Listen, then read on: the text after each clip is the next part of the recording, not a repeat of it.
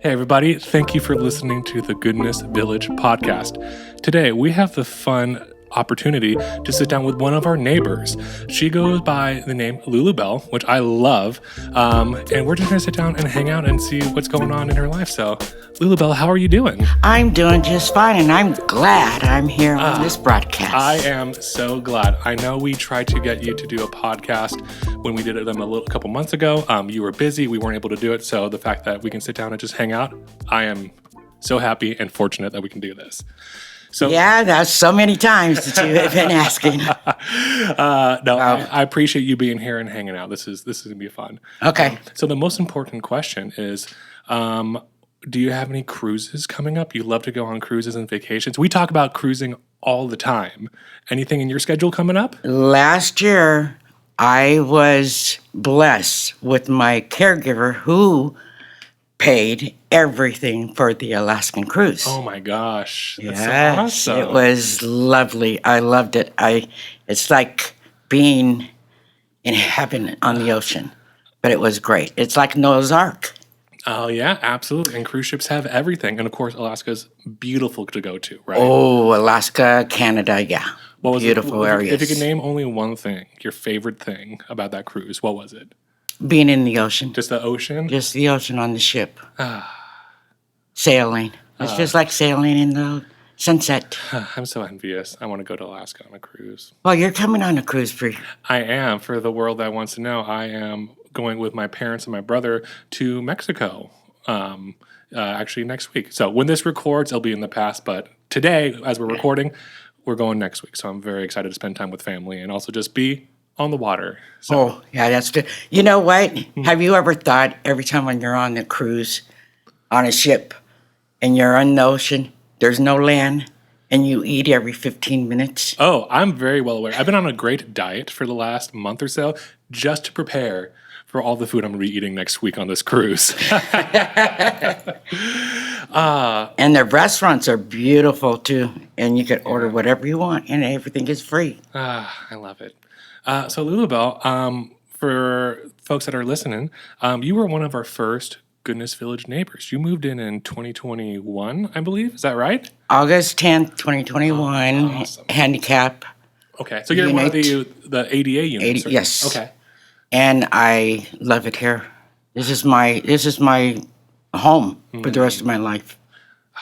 That's if you guys keep me here. I mean, we like you here. You know, just as long as you're a good neighbor, you're here you're welcome to stay as long as you would like. Oh yeah, but everybody's jealous of me because I'm just so perfect. No, I'm just joking. You and everybody else, so perfect. No, LuluBell, we love having you as one of our neighbors.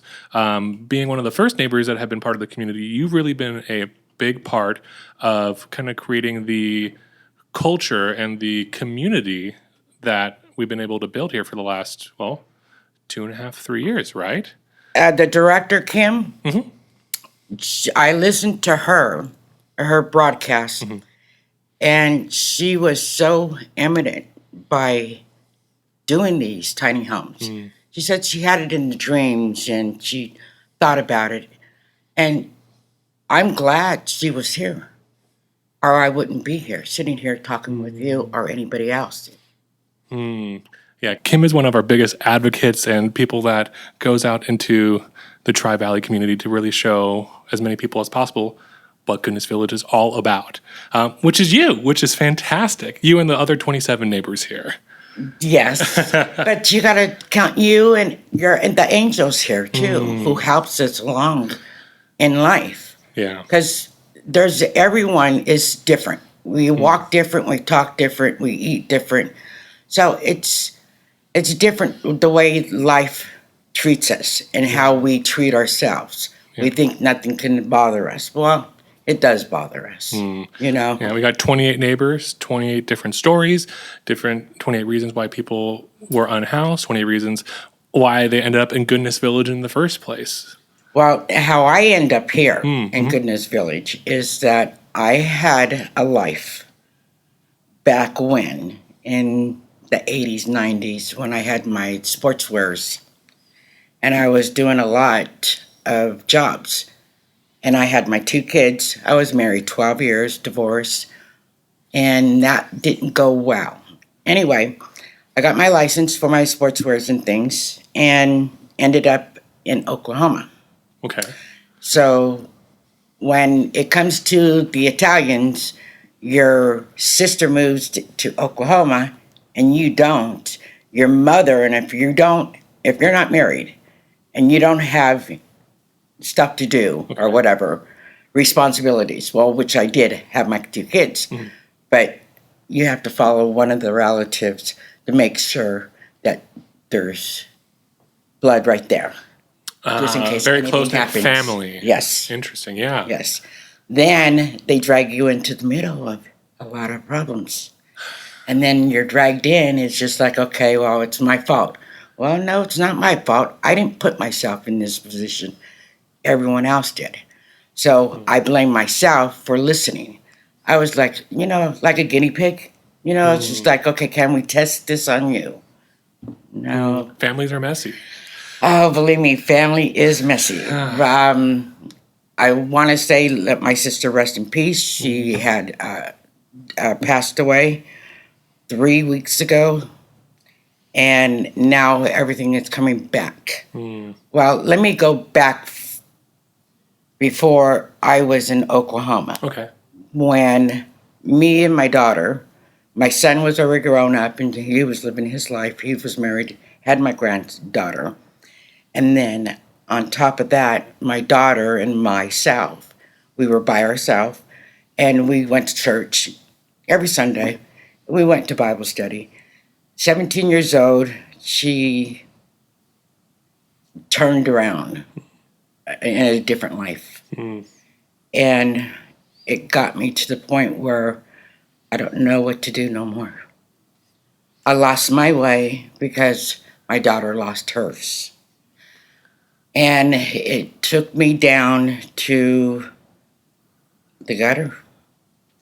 And I could not handle it no more. Okay. So I end up helping my daughter more and helping her. But I wasn't really helping her. I was enabling her. Knowing her, she's using her back of her mind and saying, okay, if I get in trouble, Mom's right there to rescue me. It's hard.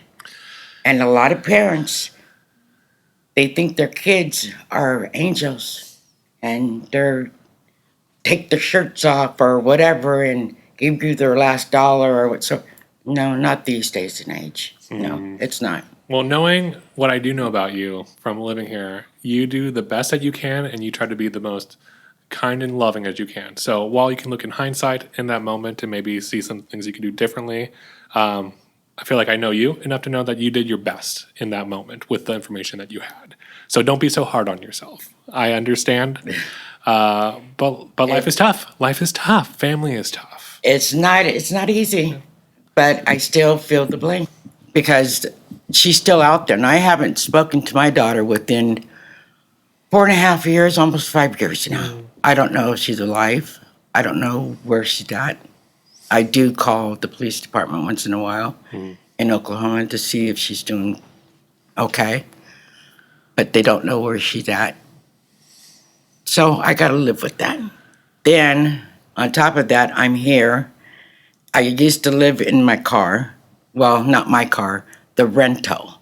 And I spent it since 2017.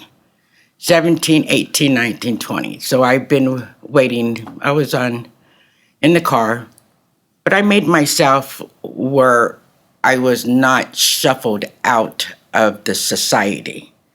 I was more in knowing that nobody was looking at me like somebody who was living in back of a tree or the river or the creek or whatever. Yeah. So I was clean. I kept myself up. But everyone knew there was a smile on my face. But from the outside, yeah, we have smiles. And we go through just laughing and everything else. But nobody knows what you're going through inside. Yeah. Yeah, when folks are unhoused, that looks like a lot of different things. You're living in your car. Other folks have tents by the creek. Other homeless people go through the shelters. So no two people's story are the same.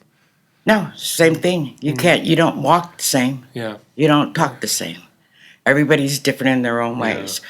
Mine was in the vehicle, and when I had a chance, I've went through so many towns, so many states, traveling in the car. With the income that I have on Social Security disability, I'll get to that. That's what I was living on, and that wasn't really that much whatsoever. So here it was. I was traveling in every state, every town, and then when I needed to sleep or use the restroom, I go to the hotel or I'll go to a restaurant, knowing that I don't have anything. So I'll just sit there, pretending that I'm one of everybody else who's sitting in the restaurant and eating and everything else. Me, I have a cup of water or a cup of hot tea, but I bring my own tea bag, so I don't get charged. I only get, and they don't charge you for hot water. So I was one of those people. And back in the olden days, they used to call them gypsies. And then that's where I got my other nickname from, is my sister, who was calling me a gypsy. Don't you have any roots? Can't you plant any roots?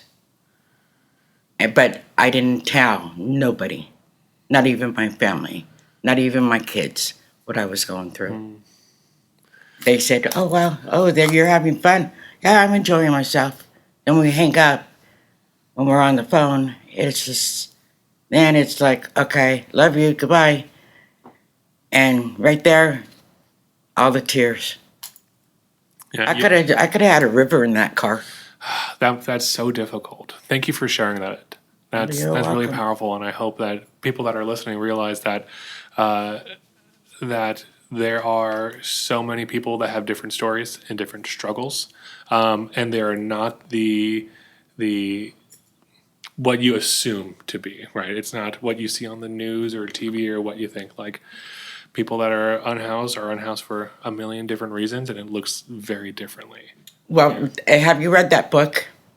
It was Arthur, I forgot his name. It was, there's somebody out there, somebody. What you're looking at is what you're looking at. It's me. Yeah. But in a different way. It's not raggedy clothes.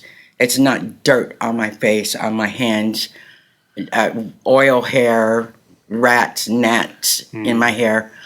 I presented myself where they looked at me and says, you don't look like you're homeless. Well, you don't know what I've been through and what I'm going through. And so I don't know if I could mention City Serve. We love City Serve, Okay. absolutely. City Serve, Tri-Valley. They put me into an hotel. And then every time, you got to remember, I am a very loving Jesus God, but I'm not a Bible thumper, and I'm not a blasphemous. I know what I do. He knows what I do, and I thank him every single minute of the day. Because if it wasn't for him, I wouldn't be here. So they put me up, and it's just like, okay, now what's going to happen? On these occasions that I was going one to one, I got to go back to history when I was a little girl, growing up in a big family of 11, plus an extra one who was a stepbrother. So That's a lot of people, a lot of the siblings. school, yeah, and I was always picked on by the males, and I do not know why. It's just like, well, okay, here I am. But I would say when I was 17 years old, had my first son, was married, and It's just like, okay, now I got something to live for. Before my son, I didn't have anything to live for. And I keep on asking him, why? Why am I here? What do you have me here for? And I kept on asking that question. And who I'm referring to is Papa God. And that's what I say, my Papa God. And he has a sense of humor. And I said, okay, I don't know why I'm here. So that was one part that I wanted just to go ahead and end my life. But it was a cardinal sin because I'm a Catholic. So I said, well, if I go to purgatory or to hell, well, that's so be it. But it didn't happen. I took so much of these drugs, not prescriptions, street drugs. And next day I woke up. And it's just like, wait, you would figure I did coke, crank, drinking alcohol, and tequila was my favorite. And you would think all that from 5 hours of doing that, you would think that my heart would have had it stopped and they would have to bury me. But it didn't happen. Didn't happen. Like I said, God has a sense of humor. He has me here for a reason. But life right now, since I'm here in Goodness Village, when I left the hotel, everything started, miracle happens. All the miracles started happening. First, they put me into another place, but I couldn't climb up the stairs all the time. It was just terrible on my spinal cord because I did have surgery. So that's another story that I would have to bounce back to. It's okay. This is CityServe helping you? Yes. Okay, CityServe, yes. Yeah, Margaret. Margaret Ann. Yes, Yes. we love Margaret Ann. And so what they did is that they put me into, her name is Christina. She is my angel. That's the one who treated me to the cruise to Alaska. She was my angel. But you know what? It feels like she was my mother. She had that mother instinct. She had that, what I did not get when I was growing up. She may not have been your birth family member, but she very much is part of your family. Yes. And so we waited, and then we got a call from Vanessa. Okay. And Vanessa told us that there's the tiny homes are going to be built here in Livermore. And that's where I came, and I talked to Hunter. No, Quinn, he's the one that interviewed me. Then it was Alicia, and I love them both. And I just kept on calling. I said, Quinn, is it ready? Not ready yet. The next day, is it ready? Not ready yet. We'll call you. So I was so anxious to come over here because I wanted to be by myself because I was renting a room, but it was too expensive. And it was too much. I mean, it was so expensive. It's like here, I could have a life with money in my pocket and dreams that I could dream now that might come true. Who knows? But I'm still hoping. So I'm here. So Quinn called me. LuluBell, your house is ready. I said, okie dokie. I said, so I packed up that night. It was just tears running down my eyes, running down my cheeks. I was just so flabbergasted. My heart just was so much mending. It's like someone, like God was touching the heart. Says, now I got you, my child. You are getting your home. So I got my home here at Goodness Village. And I made it my home. All my things, and I hope they're not upset because I turned everything around and I made curtains. I bought curtains. You and made I, your home feel I like made, your home. Yes, like a home in heaven. So Eileen, thank you for sharing. you're welcome. We love having you part of Goodness Village. You are part of the DNA that makes us who we are. So you've been part of the community here since 2021. This has been home for a number of years. Yes. How have you seen yourself grow or change in the time that you've been here? Oh, where do I start? What I lost before is what I gained a lot more here. And it's a blessing because I got to do my jewelry again. I got to do my Afghans again. I got to do my sweaters. I got to do my quilts. I could make my own dinner now. I don't have to. It's just fantastic. First, it looks when I look back, it feels like someone just put their hands right into my chest and grabbed my heart and broke it. But then when I came here, everything was mending. It was like he was sewing my heart back up again and saying, this is your life. You are going to touch everyone else's. But I don't know if I have. And I hope I did, because that's what I told Quinn. He says, do you like to play? Do you like to do things? Do you like to? Yeah, I love it. I would love to do a lot of things. You know what? The one thing that I would love to do What? is go to the theater and have me some popcorn and sit there and watch the movies. I haven't had that done. I haven't been there. I haven't done it. Okay, let me take a note real quick saying we're movie trip or theater trip sometime in the near future because I love popcorn and I love movies too. Oh, yeah. That'd be a lot of fun. Yeah. Well, I will say, I think I mentioned this earlier, but your growth in Goodness Village, we notice it. We love seeing you grow and be making this place your home. And because of your growth, you're helping other people to grow here too. We've seen folks that have moved in after you get to know that this is a safe place. This is a place that is called home for you and other neighbors. And because they've seen you, they feel more comfortable making this their home too. So we have an incredible staff, an incredible team here that is doing awesome things for our neighbors. But other neighbors, you are doing awesome things for neighbors as well.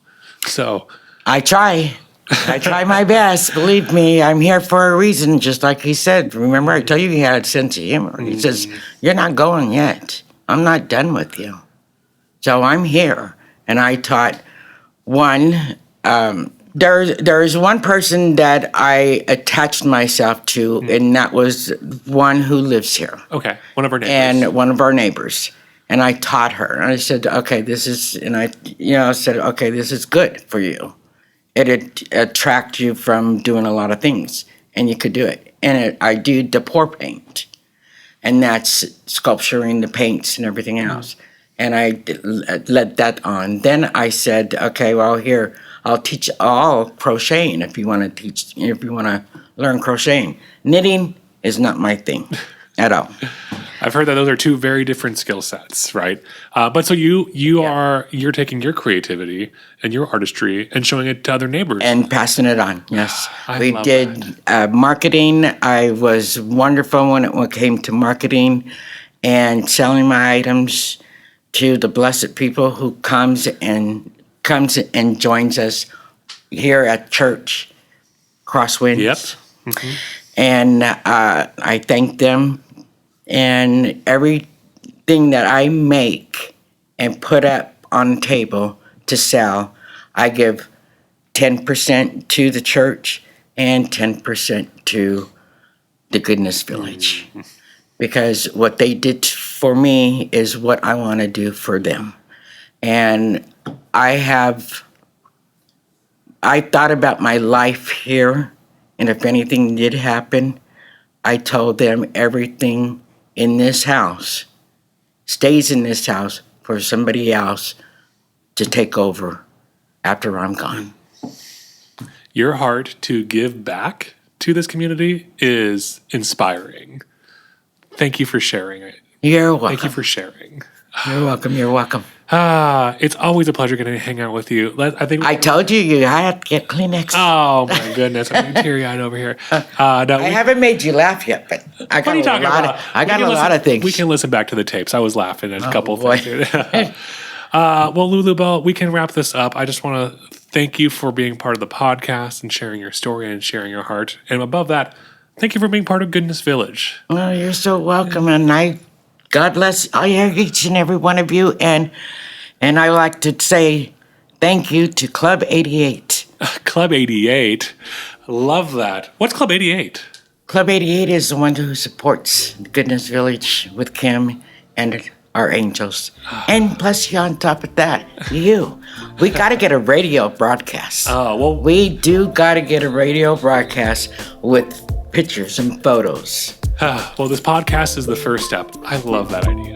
All right, LuluBell, thank you again for being part of the podcast. Thanks, everyone, for listening, and stay tuned for the next episode.